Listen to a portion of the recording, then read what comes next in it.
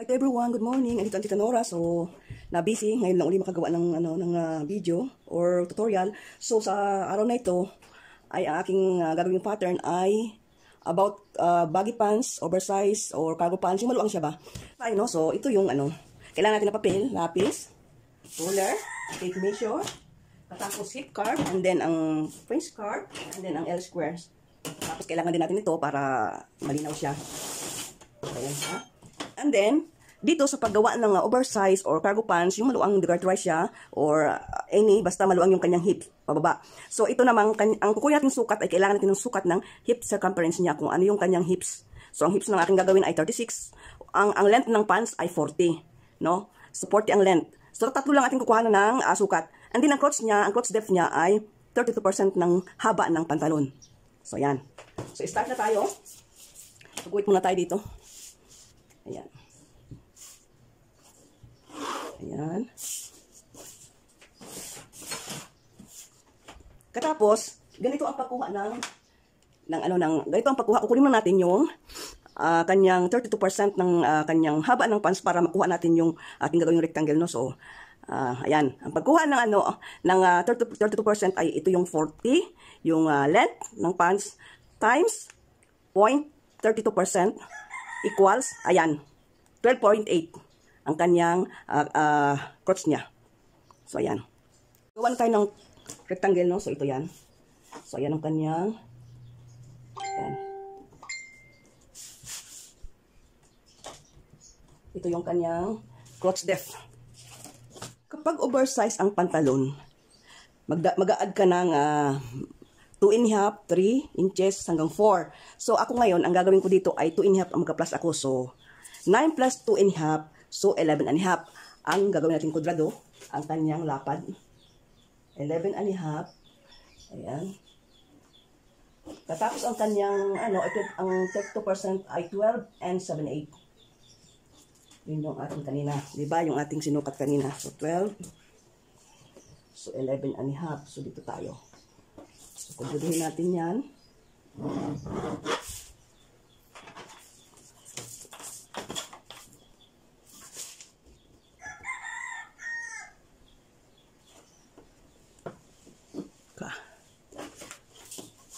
Makikita nyo ba? Ayan. So, ibangking na konti. So, durahin natin yan. So, ayan. So, ayan siya. And then, kudrado din natin ito.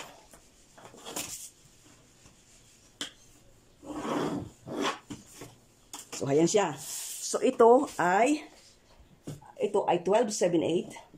12. Ang crotch niya, 12 and 7/8. And then, ito naman, ang waistline niya, ito na rin yung hips at saka ang waistline, pareho lang yan. So, ganito. Kudrado lang muna natin yan. So, ito naman ay hips plus 2.5. Ayan. So, ayan. Bakatin natin para makita nyo magaling. Ayan.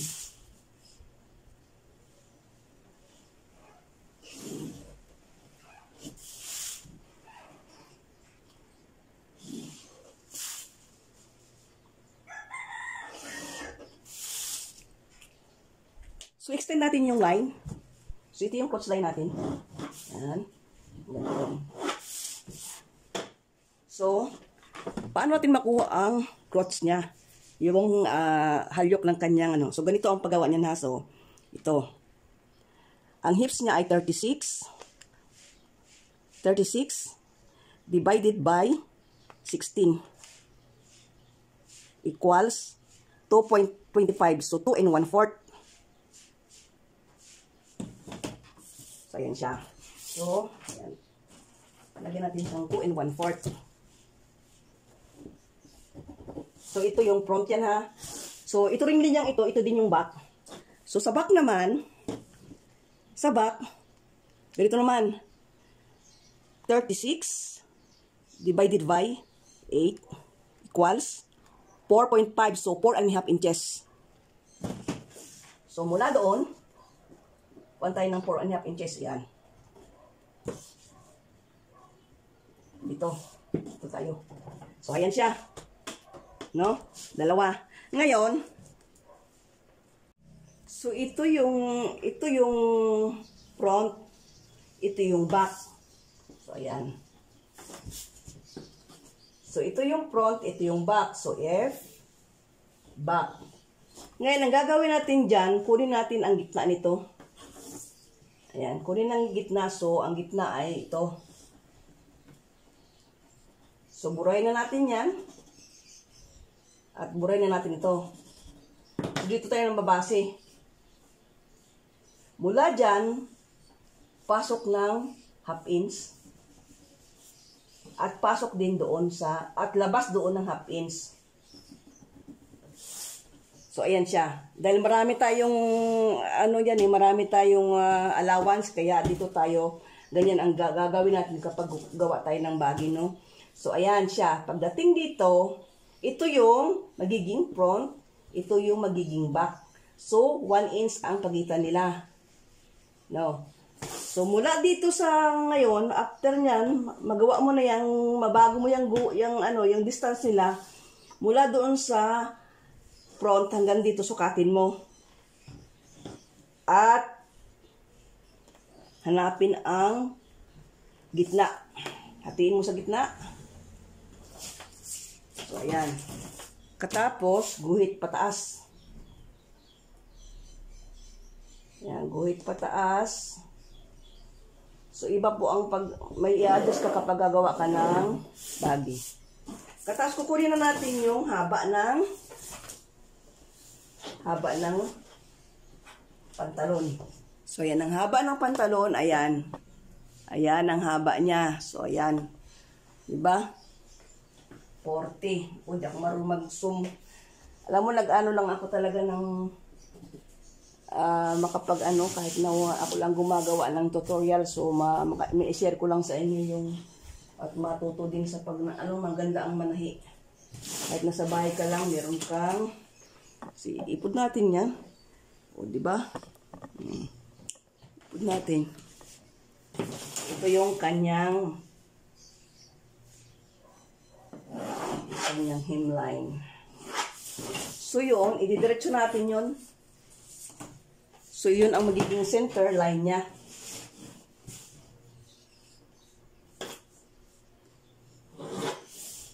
Yun ang magiging center line.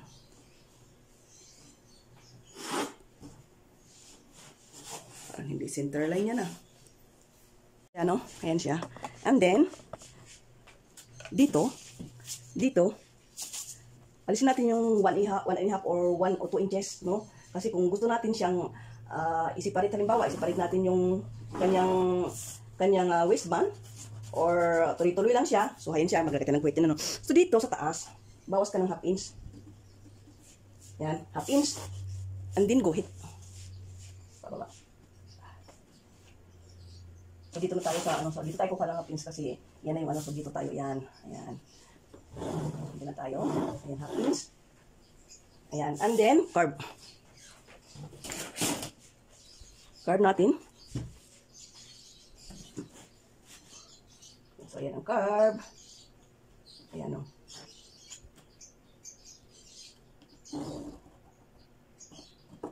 So, kailangan siya sumampi doon. So, ayan siya. Ito yung front. Ayan. And then, dito, hindi ko muna kailangan kukuha ka ng knee. So, dito ka sa bottom. Sa hemline niya. So, ang hemline mo, depende sa gusto mo. Kung halimbawa, gusto mo ng 10, gusto mo ng 9, gusto mo ng 8. So, sa akin, ay gagawin kong 4 and a half. So, magiging 9 siya. And then, diretso na. Diretso ang, mula daw sa F na yon, diretso. Ayan, diretso. Ayan. So, dito naman, diretso din siya dito.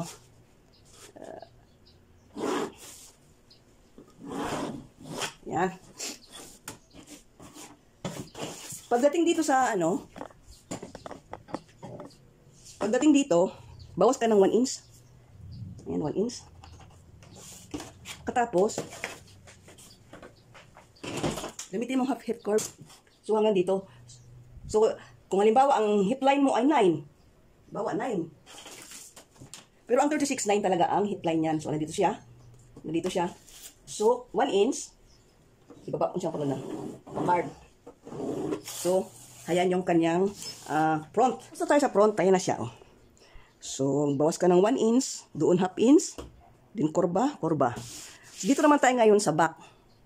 Sa back, dito maglagay tayo ng, lumabas tayo ng 1 inch. Half inch. Half inch. Half inch din dito. Half inch din dito. Ayan. Ayan. And then, yun yung back. Yun yung back. I-connect natin dito sa half inch.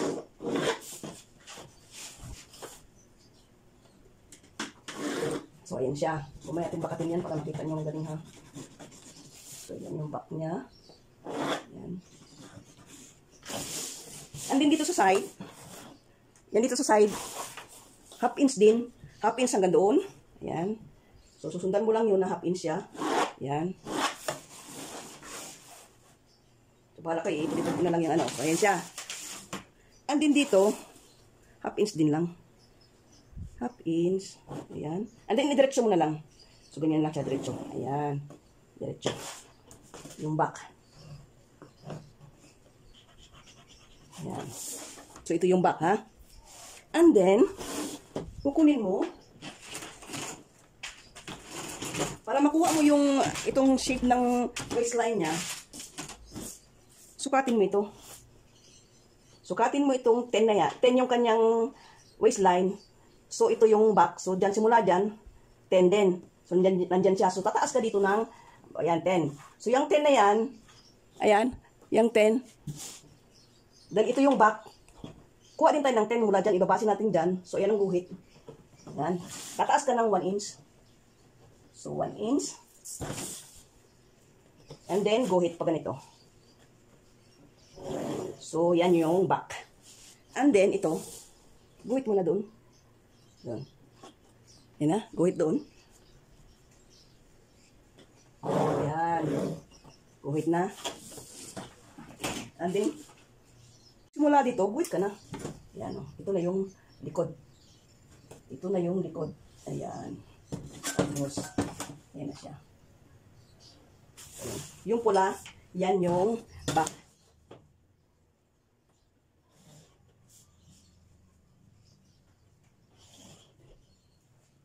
Ito na, tapos na siya.